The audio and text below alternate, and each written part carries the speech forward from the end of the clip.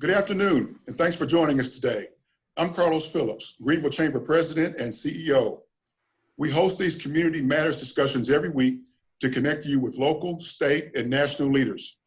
You can find past recordings, as well as the upcoming Community Matters schedule at greenvillechamber.org. Now, a couple of housekeeping items before we get started. I want to ask each of you to mute your microphones and also to turn your cameras off.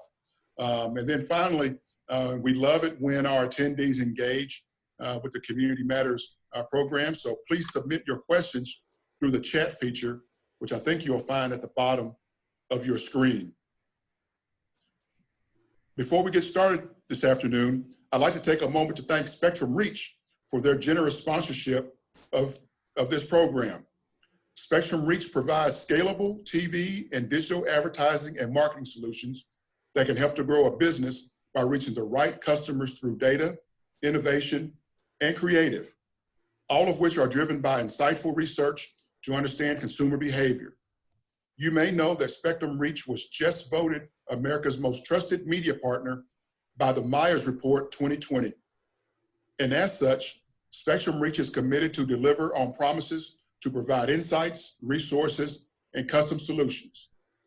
As our communities begin to reopen, Spectrum Reach is fully invested with helping businesses rebuild. Now, we'll place a link where you can learn more in the chat. Thank you for your support, Spectrum Reach. And now today, I'm honored and today I'm excited to discuss leading through anxiety. And I'm honored to have Traci Newkirk as our guest. Traci is president of ICAP. She also serves on the Greenville Chamber's Board of Directors as the Vice Chair of Leadership Development. Welcome, Traci. Well, thank you, Carlos. Thanks for having me. It is my pleasure. Traci, the last 3 months have been interesting to say the least. I know that I remember the day that the country began to shut down. I was in Miami on a business trip, and I could barely get home. And then about a week or so after that, we were shutting our office down here at the Chamber and transitioning to a work from home environment. But the world changed about 3 months ago. I know how I felt as a CEO and the wide range of emotions that I felt and what have you. But if you could kick off the show by sharing with us the reactions that you had when the pandemic first hit. Well, I would say fear was the biggest reaction that I had, to be honest. We made the announcement to send our staff 100% remote on a Thursday night. And that night I came home and there was not a whole lot of sleep in the Newkirk household. Let's just say that. I would also say that I felt paralyzed because I kept thinking about 2008 through 2010. During that time period, we lost 75% of our business. I sold every piece of china, every television, every car that we owned.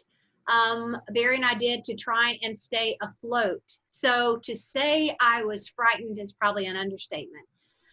However, thankfully so, the next morning on Friday, I woke up with, I guess, a new fire in my belly, and really talked, Barry and I, about what we did wrong in 2008 and how we could approach this crisis, even though it was different and a different mindset. And I think it was just probably the kick in the butt that we both needed to come out fighting and say, we're going to react early and not late to this crisis. And it kind of kick-started us and got us going. Good. Thanks for sharing that. It sounds as though the reactions that you experienced are quite similar to the reactions that just about every other CEO and organizational leader has experienced during this time. Now, whether listeners are a CEO or not, they each have their own sphere of influence, and followers have qualities they are looking for out of leaders during a crisis. Traci, what are some of those qualities that folks are looking for from their leaders? Well, first, let's define what a follower is, Carlos. I think sometimes we think followers are our employees, right? Or we have to own a company in order to have followers. So a definition of followers is someone who's tracking you. Now, that could be anybody, right? That could be somebody on social media. That could be your Rotary Club. That could be a chamber member. That could be your neighborhood, right? It could also be your spouse or your kids or your employees. So a real definition of follower is someone who's tracking you and a little bit behind. What Gallup says is that real followers, which is any of us, right? They have 4 basic needs. And those needs need to be understood and executed by leaders. Those needs are trust, stability, compassion, and hope. And so at all times during, especially this crisis or really any time, we as leaders must be thinking about how we are being trustworthy, keeping our word, how we're not over-promising and under-delivering. Matter of fact, I read a good quote the other day that said, I wrote this down, don't give false hope. And I think that is a part of that trust, being real but not giving false hope. Stability, which is creating a stable environment in the midst of chaos. Compassion, which is, basically creating space and letting people show up and be who they are, and leading with empathy rather than knowledge sometimes. And then hope. How are we inspiring people? How are we helping them to change their mindset? How are we giving them, helping them to find solutions for the future? So trust, stability, compassion, and hope. I think we're good leaders when we can embody all 4. I agree, Traci, and thanks for sharing those qualities. And thanks for exhibiting those qualities as well, Traci. Oh, that's sweet. Thank you. I don't always do that, but I'm glad you don't see that part. Well, we're going to get to that part of the show here in a little bit. Now, Traci, you recently helped the Chamber develop our own values, and that was an interesting and a necessary exercise for our organization. And while our situation has changed throughout the year, it's important to note that our values have not. Good. How important is it to have those values determined before difficult times arise? Well, I think it's vital, and I'm very happy to hear that your values haven't changed. That shows that it was hard work and labor intensive, that that you guys have some values that stick now. Values are 100% inward facing, meaning that they only apply to the inside of your company. But they affect how your company is seen by the public. So, one of the things that we did with you guys was we talked about value violators. What happens? What are someone's action that causes your skin to crawl? You've experienced a value violator when your skin starts getting angry, you start getting upset. Now, I think during this crisis, it was important because leaders were acting out of their values, whether they realized it or not. Conversely, I think they were also upsetting their staff because maybe something was written on the wall and the staff was not seeing that acted out in their leadership. And so I feel like, especially during a crisis, but really any time, that defining your values is really one of the most important things you can do as a leadership team or as co-owners of a business, is deciding what they are and then acting them out congruently. Yeah, the values are certainly important. They've helped us manage through this situation, and I'm glad that we engaged in that exercise. And when I think of our values here at the Chamber are achieve together, do the right thing, expect excellence, inspire positivity, and value differences.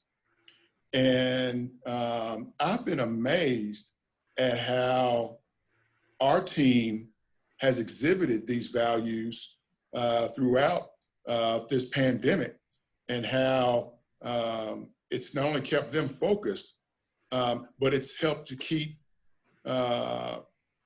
kept us keep the mindset of the things that we have to do to benefit our business community during this time as well. They've really been a bit of a North Star for us. That's good. Well, you're on the same boat and you're rowing in the same direction. And I think that's another definition of values, because you're all rowing together, and man, that's a beautiful thing. I think that's what every business would hope for. Yes, and what we found is, again, while our value delivery model has shifted a bit, it has changed a bit. The fact that our values have remained constant and we've remained committed to those values has really helped us with that transition. Mm-hmm. Excellent. Well, I'm glad. Traci, a major part of leading through anxiety is being able to name and identify your feelings. And on your team, you've created a culture where you talk as a team about feelings and you take action based on that feedback. Could you take a moment to walk us through that process and its importance? Sure. Well, first of all, feelings are God's way of showing us that something is wrong, right? They are real. So how do we as individuals know what to fix unless we identify what we're feeling, and then we have the courage to dig deep enough and uncover why we're feeling that way. Most people have three basic emotions. They think they're mad, sad, and glad, right? And they kind of stop there. But I've been known to hand out a feelings vocabulary worksheet, and I'm going to actually have my teammate Kaylin's going to drop this into the chat. Now listen to this, Carlos. Under anger, for instance, I can come up with 3 other feelings and ask myself the question: am I feeling vindictive, or offended, or irked? Those are all feelings that are listed under anger, but those 3 words elicit a completely different response, right? And I think that as leaders, we have to get really good at stopping thinking sometime and allowing people to share what they're feeling. So on our team, we try to give some space for people to share what they're feeling with no judgment involved.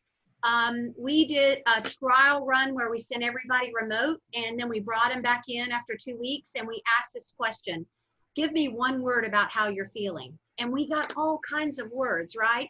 Because then as a leader, I can really determine what it looks like for me to move forward when I've given people the space and identified who's in the room. And who's in the room changes every day. We're humans.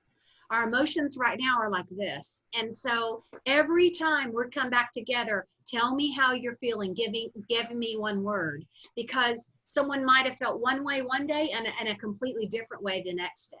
And so just allowing them to process their emotions, but also teaching them how to find solutions to resolve those emotions are important as well. So I don't want people to get stuck in just thinking that it's kumbaya and we sit around talking about our feelings, because it's not. It's, here's what I'm feeling, and now here's how I'm going to try and help resolve that feeling, or maybe even just sit and identify and dig deeper into the feeling or the emotion. So Kaylin's going to drop this into chat for anybody who's on the call today, so that they could use it as they lead whoever, and then challenge them to dig deeper into beyond mad, sad, or glad.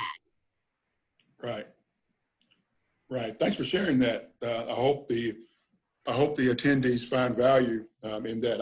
I can't wait to view that myself.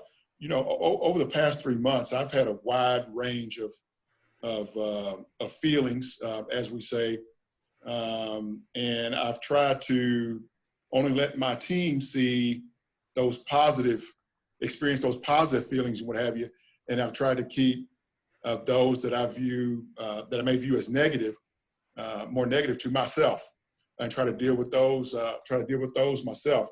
But a couple of weeks ago, I sent an email to my team that I think they got a little different picture of how I was feeling at that time. And it was actually a bit of exhaustion. I felt exhausted. I think it was important for me to share that, not only for me, but I think it was important for my team to see that as well. I think, Carlos, you gave them a taste of what it's like to be human. Mm. And I feel like we need to allow each other to be human as leaders, as teammates, because this is tough. In my generation, I've never experienced anything like what we're going through right now, on so many different fronts. And so you gave them a gift by you being human, and then now they can show up as human. Yeah, thank you. Thanks for sharing that. Yeah, since we're on the topic of communicating, have you found that over communicating with your team during this time period has helped? Yeah, I think it has. I'm hearing from a lot of companies that I coach as well that they're finding their employees much happier in this remote working environment, not because they get to work from home, but because they're getting personal touches from their managers. And I think that's information that we can all maybe think about and maybe still continue to do when we move back into the office space. We established daily huddles for 15 minutes. Then we established these weekly check-ins where we IDS our problems, where we give everybody a chance to identify, discuss, and solve the problems that they are having weekly. And then monthly, we established a monthly 2-hour learning environment where we could, as leadership, pour into the staff and kind of grow their business acumen, maybe their thought life, that type of thing. And I think as leaders, we have to establish a balance of enough communicating and not too much communicating. Because in some cases, I think that I'm finding some people who are overwhelmed by too much communicating. People who didn't get this much interaction, and they can feel sometimes it's a bit overwhelming. So I think good leadership is, again, just deciding how much is too much. Got it. I'm going to go to a couple of questions, if that's okay, Traci? Yeah. Just to kind of break it up a little bit. Traci, do you ever lead individuals through exercises to determine personal values? Oh, yeah. In addition to the corporate values? Let's see. Individuals kind of is how I started leading them through. I take 124 values and have them narrow down to 2. It's a bit cumbersome. It's a bit hard, but it's good for us all. As well as, I think you have to start with the individual before you can go to the organization, because an individual needs to make sure that they're not projecting their values onto their organization, especially the leadership team, right? And so identifying it as individuals is paramount, and then moving on to help the company as well. I see. Good. Thanks for sharing. Another question. Oftentimes it may be difficult to name the anxiety, often needing to pull back the layers to truly get to the root case.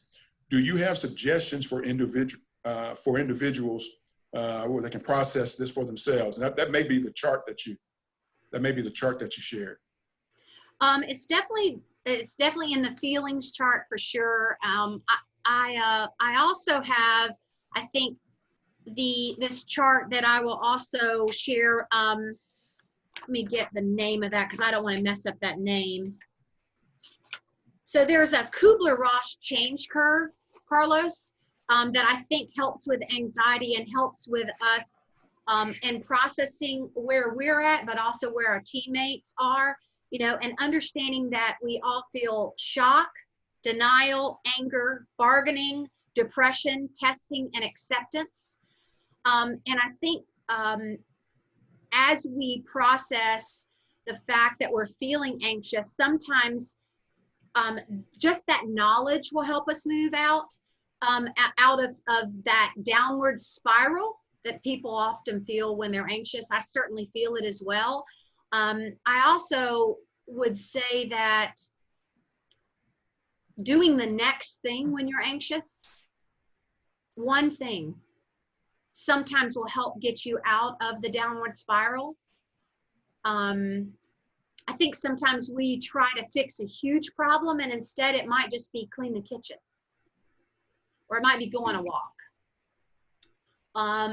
or it might be call up a friend, or it might be just walk outside, right? Sometimes it's just changing our environment, the room that we're in, the person that we're talking to, or what we're experiencing that can help us get out of a downward spiral. Yep. Sometimes I've just needed to go to the practice range and knock the heck out of a few golf balls. But I've found that was quite helpful at the time. Yeah, I agree. For me, I love to plant. So I love to go outside and I'll go buy some plants at a nursery. And in the evenings, I'll just get my hands in the dirt. And I'm not solving, no problems are changing, but I feel better afterwards. So, to each his own, right? Right. Well, I can't wait to visit the Newkirk Botanical Garden soon. Yeah, my husband's got me on plant restrictions right now. So. Good deal. Well, we all respond to crisis and anxiety differently. Can you help us navigate how we respond to team members who maybe respond differently from us? Well, I think that Kubler-Ross change curve would be helpful. And like I said, my teammate Kaylin will be sure and put that in. But I think in that it's also important to understand where our teammates are and give them the space to not process it differently. Everybody, let's take masks for instance.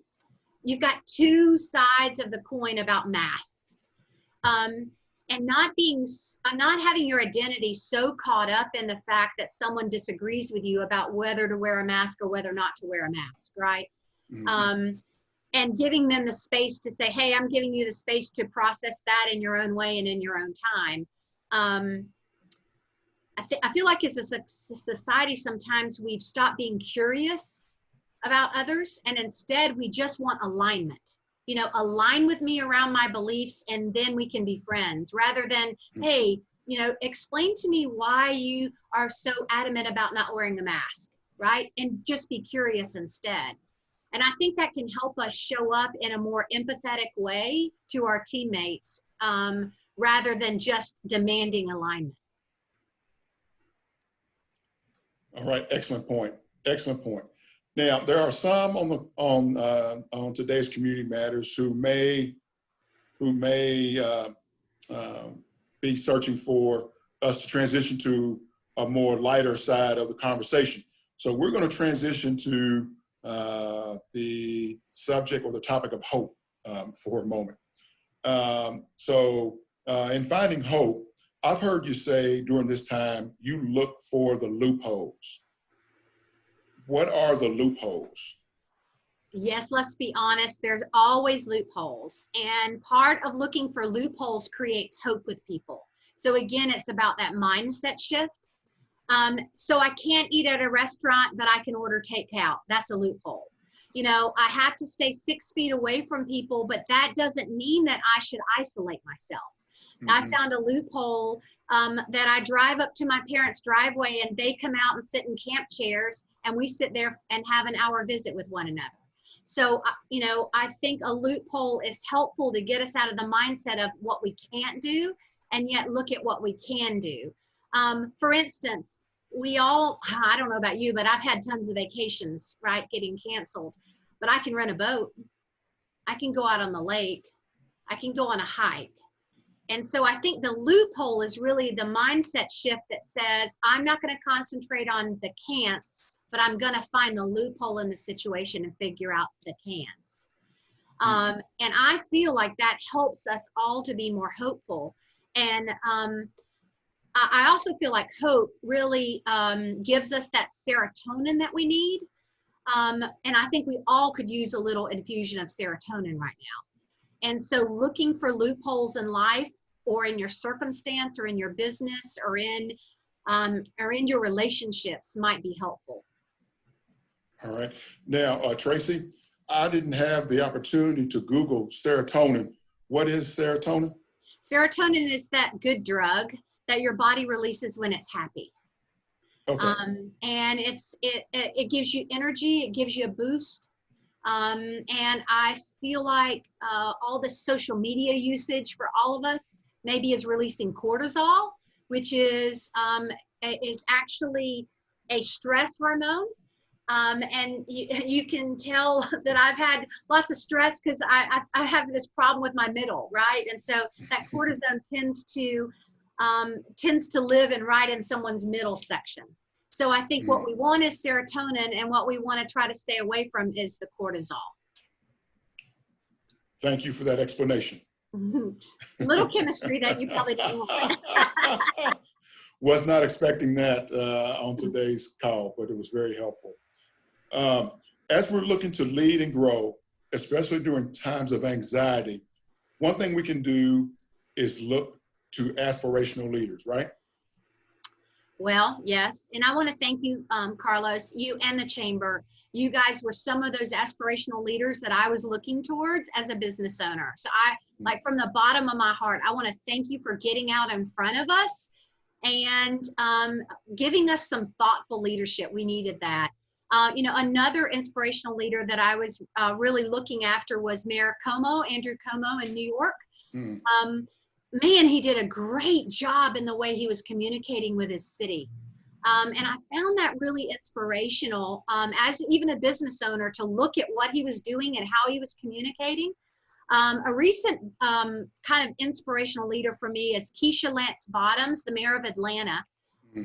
She has been a great model of authentic leadership.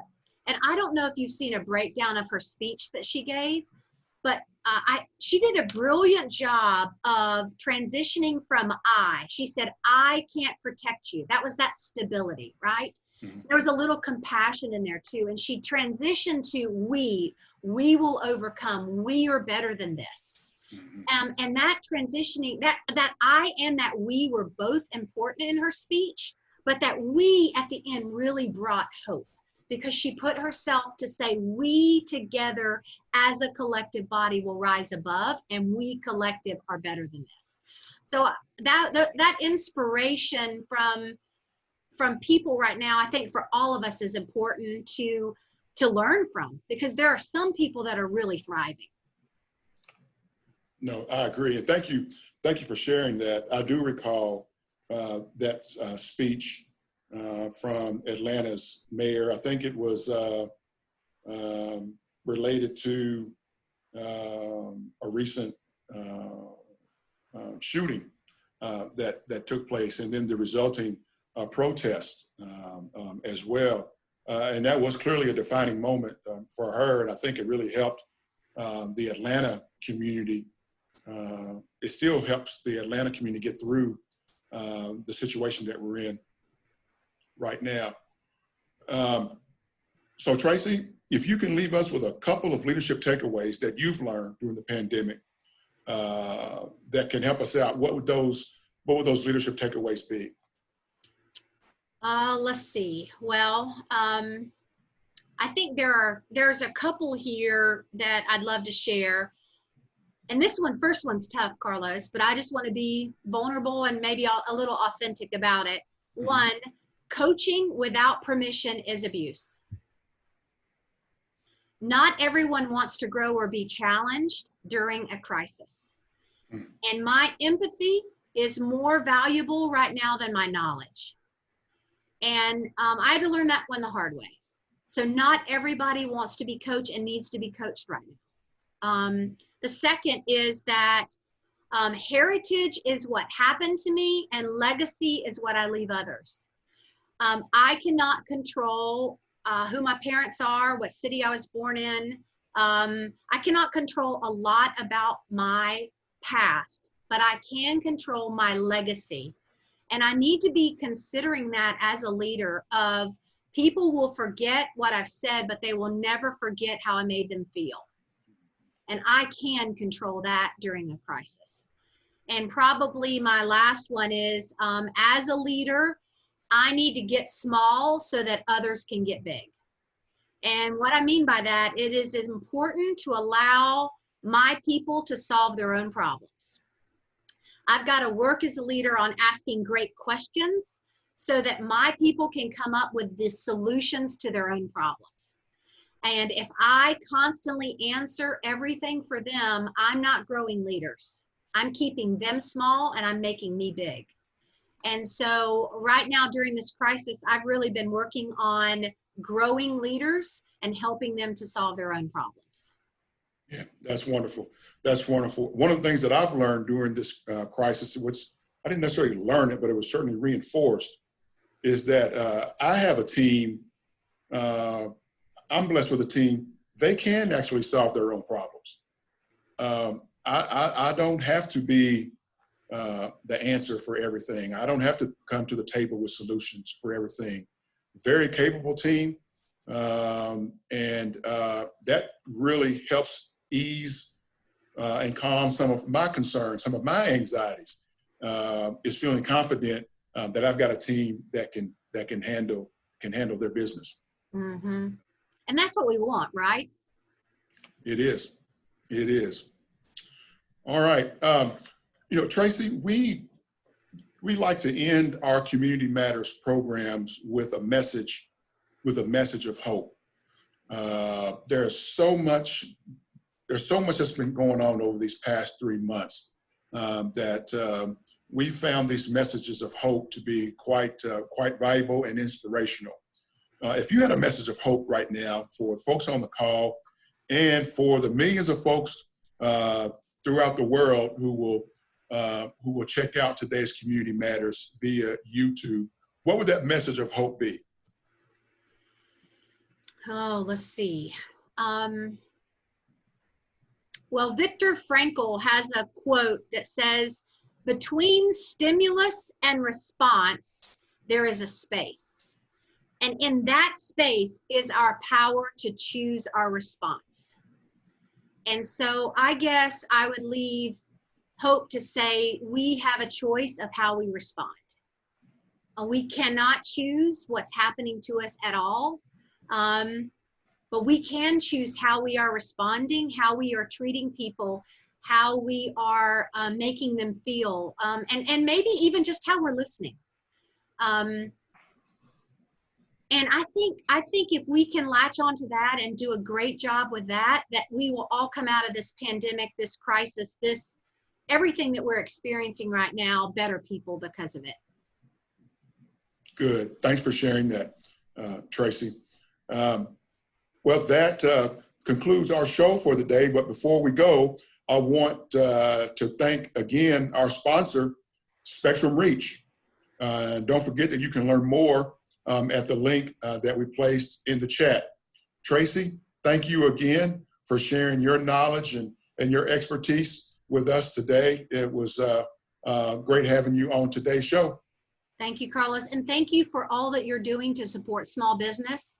From a small business owner, man, you've been vital to us over these last 4 months. And I thank you for these Community Matter talks. And I thank you for caring and, putting things in the room that we all need. So thank you for that.